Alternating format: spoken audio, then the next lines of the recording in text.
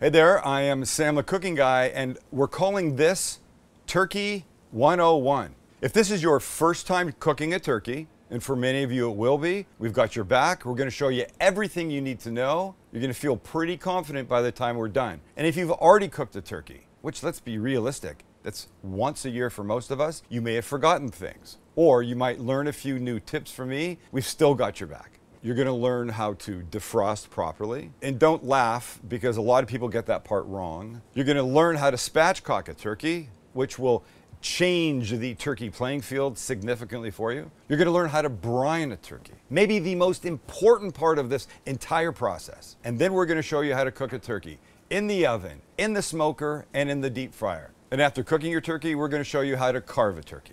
There's nothing left. There really isn't. We're putting everything we have on the table for you. So let's start with defrosting, because that's important. Imagine this to be your basic frozen turkey. It's like a rock. And when I tell you there's only 2 ways to defrost this, you need to believe me, because you cannot defrost it in the microwave. You cannot leave it on the counter, and you cannot defrost it in warm water. Your options are cold water defrosting or refrigerator defrosting. Let's do refrigerator first, because in the refrigerator, a frozen turkey will defrost at the rate of 4 pounds per day. That means a 12-pound turkey is going to take 3 days to defrost. It's a long time. If you don't have that much time, you have the cold water option. The cold water option is faster. A frozen turkey in that cooler, in that bucket, covered with cold water that you change every 30 to 45 minutes, defrosts at a rate of 1 pound for every 30 minutes. That means a 12-pound turkey is gonna take 6 hours to defrost fully. Much better than the 3-day thing. I think you would agree. And by the way, you simply defrost the turkey in its original packaging, but I like to put it in the refrigerator on a sheet pan in case it drips and the water comes out and stuff like that. That's the way to go. Now that you know how to defrost, let's take a look at what this turkey looks like when you take it out of the bag and how you're gonna deal with it. I like to start by taking my turkey and putting them on a baking sheet, because there's liquid in here and we don't need it going on the counter or the floor.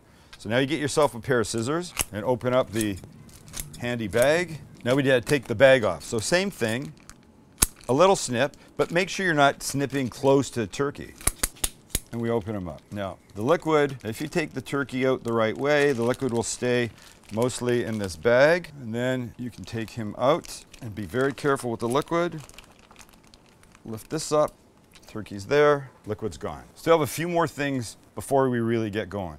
The first thing is this. This is a little pop-up that presumably tells you when the turkey is ready. The little red thing literally pops up when the turkey's at the temperature that this pop-up thinks it should be at. But I favor technology, and I'm gonna use an instant read thermometer. So this guy I generally take out. Now what you've got is you've got the way that this guy has been trussed up to keep it together. This is some serious plastic right here that we've cut through. This little plastic cage. You've got to get them out. And by the way, if you're squeamish about raw meat and stuff, this is maybe not your time to be watching, but just a little quick turn inside here and pull, and out comes your guy. Throw this away. Now you've got all sorts of extra liquid in here. And look who came out. The turkey's neck, out of the big cavity. The neck, while kind of icky looking, you might look at this and go, ooh, this will help make your gravy, a stock, a broth, outstanding. So we set this to the side, and just let me get rid of some of this liquid to make it not so horrifying to look at. All right, that's a little better. So from this end, we've taken out the neck, but now from this end, there's another surprise. Lift up this skin, you feel for a little bag. This is the bag of giblets, and that's how it's pronounced. Not giblets, it's giblets. And in here would be liver, would be gizzard, would be heart. Once again, this will flavor up anything if you're inclined to use it. If not, you can just get rid of it. Once everything's out of the turkey, our next step will be spatchcocking. Spatchcocking, this crazy word, is simply the removal of the backbone in a turkey or a chicken that lets you then open it up like a book. It lays flat when it cooks, and it cooks evenly, and it cooks faster. It's like the greatest thing ever. Let me show you how to do this. I'm going to begin by putting down a couple paper towels. Then taking the turkey and putting him breast side down, just like that. Here's what I do. I start by removing this crazy piece back here. It's often referred to as the parson's nose, sometimes called the Pope's nose.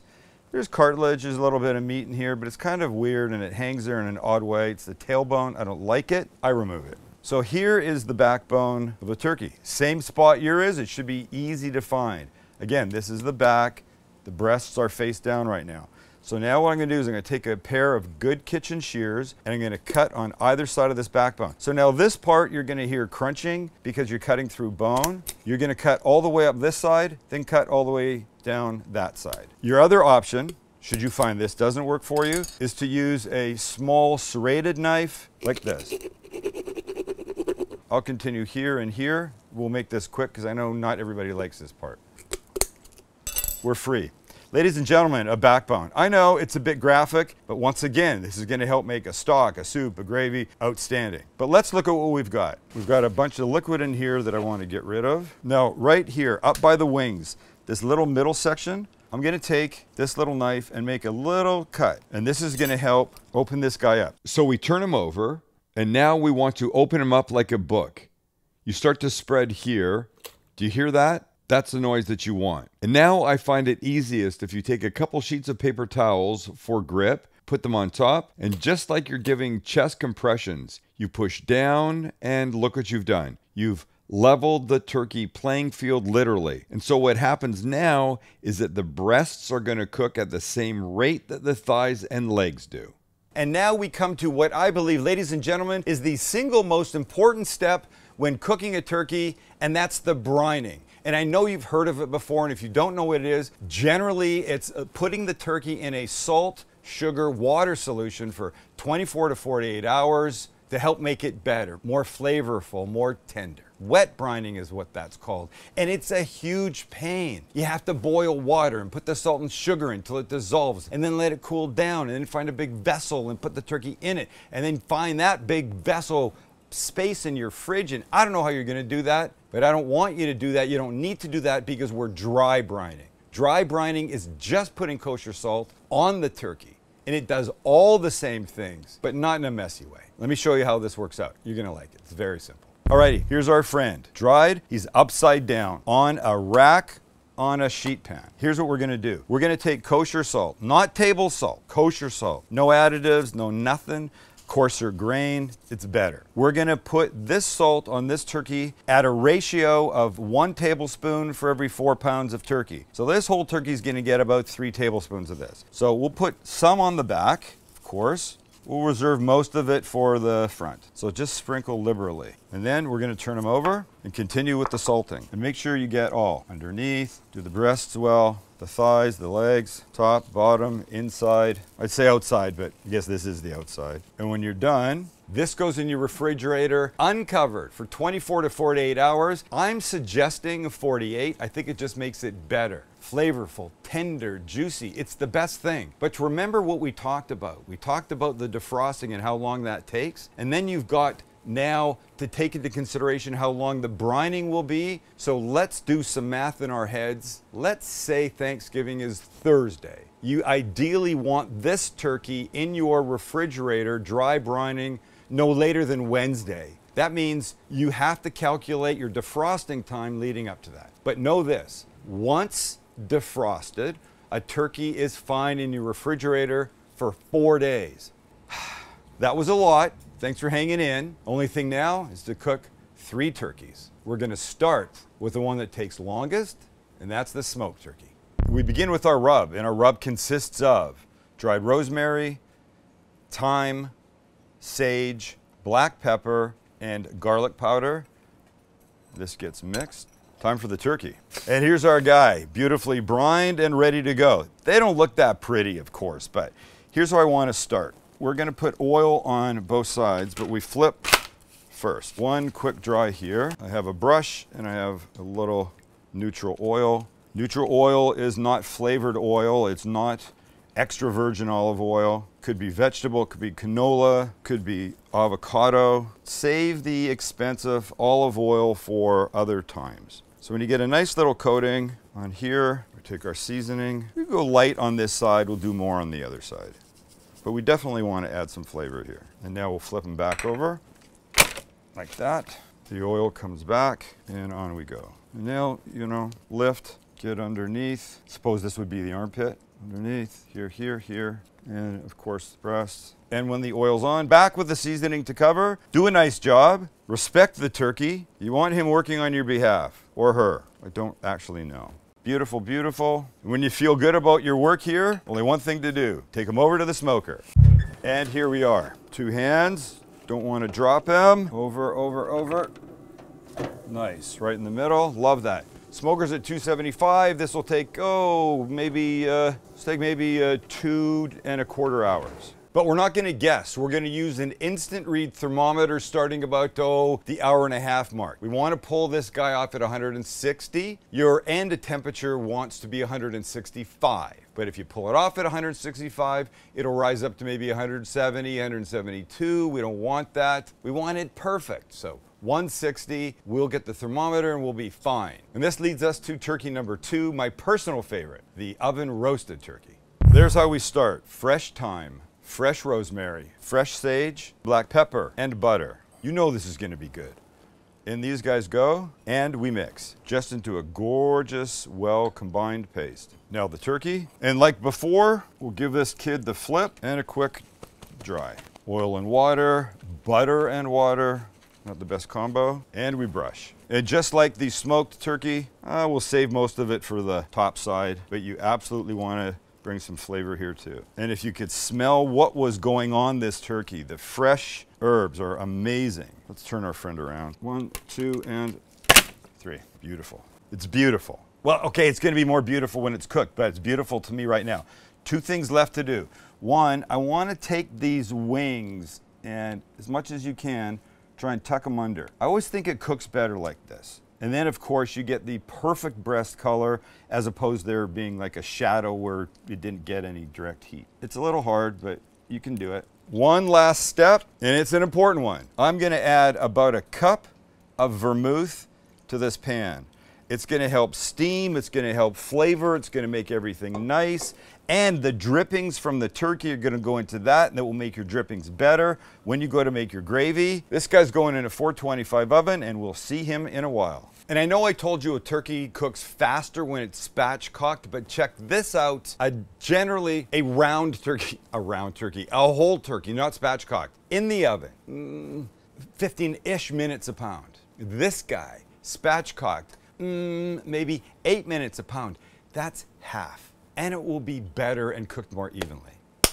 You gotta love that. But don't stop there because we have one more turkey left. This one we're cooking whole, and this one is going into a deep fryer. Yeah. First our rub and everything's dried. Thyme, rosemary, chipotle chili powder, black pepper, garlic powder, onion powder, and smoked paprika. This is a combination. And this we just mix. And when it's comfortably blended, we get the turkey. All right, here he is. It's a little crazy looking, isn't it? A whole turkey that's been dry brined. All right, let's do this. We want to dry him off still a little bit more. And we oil, a light coating of oil. And the oil is going to help make all our seasonings stick. The other reason you want to dry them off is the old oil and water trick. And I'm actually not using exactly oil to deep fry this guy, but we'll get there in a second. Now our seasoning, and you can be fairly generous this time. All right, let's turn them over. Nice. And we'll dry this guy too. Oil again.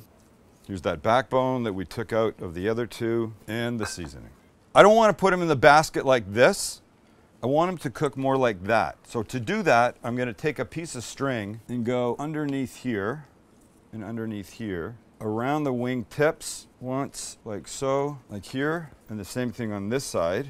And these guys will meet here in the middle, and it'll do a little quick knot thing, and we're good. The point is just to keep them close. It'll cook more evenly that way. So this excess I'll cut off. Same thing with the legs. So this guy will get a couple turns. We'll bring them up here and do that little twist around twice. That secures it mostly. Then your knot, and we're in. That's it. Simple, nice little package. We cut, and now we get our basket. I'm cooking this turkey in an oilless deep fryer. Yes, it's a thing. It's gonna go in this basket and get lowered in. I'll show you that in a second. But what is important for those of you that have an oil deep fryer, there's a classic mistake that is often made, and I want to help you not make that mistake. And it's about oil displacement when it comes to putting the turkey in. Look, maybe you've seen these examples. Somebody puts a turkey in, the oil goes over the top, it hits that live flame, and then they set their house on fire. We don't want that. I don't want that for you, and I know you don't want that. So let me show you what you need to do. The problem is, let's say this glass is your deep fryer and it's filled with hot oil, 350, 75 degrees. Now, this lemon will represent our turkey. People often eyeball the level of the oil, and I think you know where this is going. And then, when they're ready to cook, watch what happens. Yeah, it's gonna spill over. That's not the thing to do. Here's the thing to do. This is your deep fryer. Put your turkey in. Put water in up to the level that it needs to be. Well, this is not supposed to be floating, but that's fine, right? Take it out, mark it. That's the spot that your oil should be put into. Then when you go to do it properly, you know it's not gonna overflow. It's perfect. We've got your back. We've really got your back. Okay, but back to our oilless one. Here's my basket. Let's put our turkey in it. Basket. Now I've sprayed this with non-stick spray. The turkey might still stick a little bit, but you want to spray it. And now we put this guy in, feet first, wings in, nicely, nicely, everybody goes in, and there you have it. Look how nice. The tying is important, it really is. So this guy will just pick up, we'll take over to the fryer, and carefully, in you go. And that's just it. And I know if you're looking at this, you're gonna say, Sam, there's no oils, they're gonna cook the right way. Listen, my manager told me he will never cook a turkey another way. This infrared oilless fryer is his preferred way to go. And I'm not selling these. I'm just telling you, if you don't like the whole oil business, this is a really good option for you. Now it has a little hat that will go on in the last 50 minutes or so of cooking, not until then. And this is probably gonna be maybe an hour and a half. After all your hard work, you now get to reward yourself and your families and loved ones and friends with beautiful cooked turkeys. Time to check them out. Number one, the deep fried. And we lift. Wow, hello handsome. Let's go check you out. And here we are. The goal now is try and get this little fellow out. Come on, bud. Look at all the juice in here. Watch this. And now we'll take our buddy here and put him right on there. Oh, come on. Come on, come on, come on. Everybody come on. So the proper move would be to, cut this string, separate these guys. You got legs, and let it rest for a little bit, but I can't. So I'm just gonna come right in here. And look, I don't know if can you see how nice this is? Oh, come on. Juicy turkey. Crispy skin. That's what this oilless deep fryer does, to get you this nice skin. That's what a oil fryer does, get you that nice skin. The seasoning on this is fantastic. Happy Thanksgiving to me. But wait, don't stop there. We have another one. And number two, the smoked. Look at this. I still hear sizzling. I hear sizzling and grinding from some contractors. Wow, that could not be any prettier, could it? So let's take them off. Big spatula under here. I've got a cutting board. Nobody fall apart on me now. Come on, guys. Come on, buddy. Come on. Work with me. Hello, hello, hello from, oh, there you go, there you go. Ladies and gentlemen, turkey success. Well, let's go find out. Look at it, come on. I'm telling you, I even think a spatchcock just looks better the way it lays out than a whole turkey. It really does. I don't care what anybody says, that's my opinion. And I want a little piece. Oh gosh, gosh, gosh, gosh, gosh. Now that I've done that, I'm gonna go right here. Just have a little bit of thigh, okay? You can do, because you can, oh. No, wait, before anybody says anything, this is not pink because it's uncooked. This is pink because of the smoke. This thigh was 173 degrees. That was about 162. So check this out. That's a legit smoke ring, folks. And this is a legit bite. Holy crap. To the sound of the contractors hammering next door. You know what I failed to tell you, and maybe you noticed. There was no salt in anything that we put on this turkey other than the brine. There was no salt in any of the rubs because we salted it for the brining, and it's perfection. I'm just gonna tell you this. This is my favorite of the two so far. We'll find out when the oven roasted comes because normally that is my fave. It's got the butter on it and the fresh herbs and stuff, but dang, one more to go. And the last one. Are you ready for this? Because I don't know if you guys are. Ready for the most beautiful turkey ever? Three, 2, and 1. Oh, snap. Look at that. So now you see this. You see all this liquid? This is what you're gonna make your gravy out of. You're gonna pour all this into a measuring glass. The fat will come to the top. You'll spoon off the fat, and then you'll use that as the base of your gravy, and it'll be outstanding. And don't forget, it's been flavored with vermouth, as is the turkey. So let's take him off now. And this is the guy that we're gonna carve. Please don't drop me. Oh, look, see this? Wow.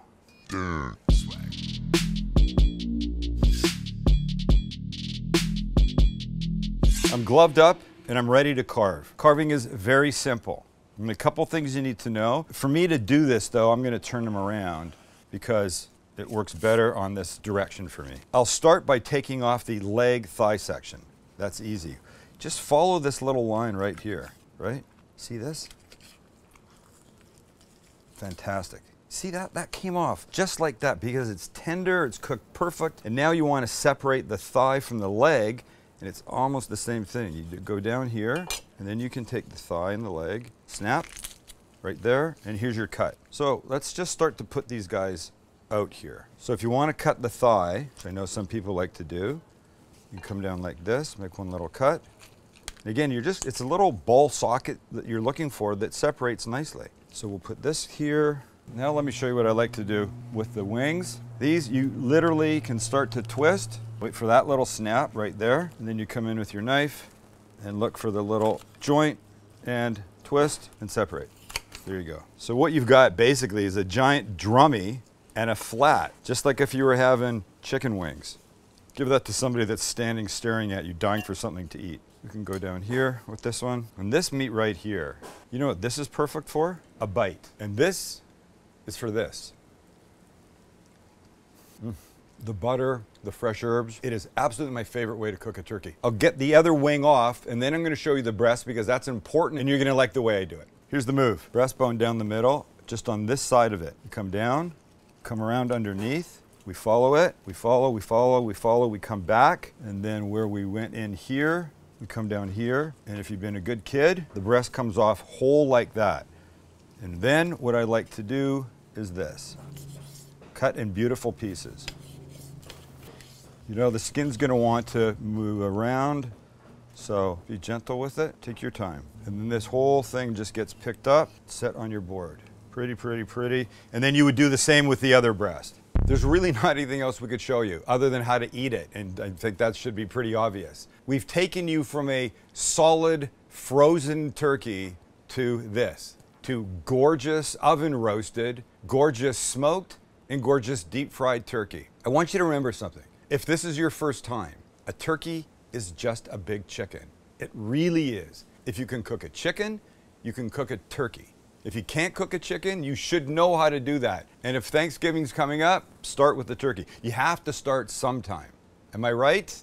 I think I'm right. Thanks for hanging out with us. You can do this. I want you to do this.